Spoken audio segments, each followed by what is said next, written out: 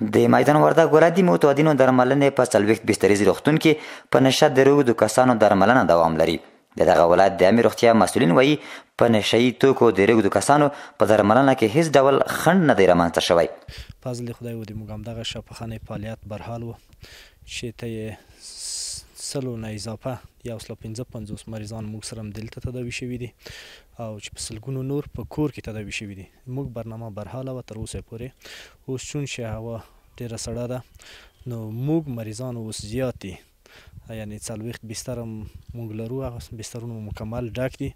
انشالله د فعلا دپاره ستونزه نشته. رئیس صاحب د صحت عامه نور ارګانونه مربوطه همکار دي، انشالله د امارت رهبری همکار ده، موږ تعهد لري انشالله په دې پروګرام کې کوم خاص ستونزه نشته. دلته د متعدینو په 40 بستریز روغتون کې تر درملنې لاندې په نشو روږدي کسان د اسلامي امارت له دې کړنې خوښ دي چې د دوی درملنه کوي.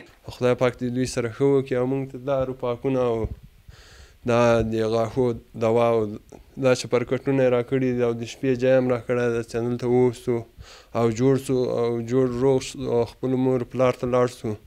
ورته مهال د یاد ولایت مسؤلین وایي دوی هڅه کوي چې له نشو راګرځېدلو کسانو ته کاري زمینه برابره کړي.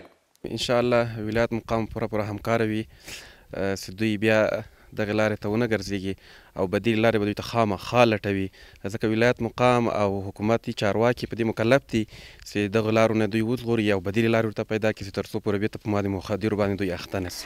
د ویلو ده چې په دې وروستیو کې اسلامي امارت د هیواد له ګڼ شمېر ولایتونو څخه په نشه یي توکو روږدي کسان راټول کړي چې تر درملنې لاندې دي.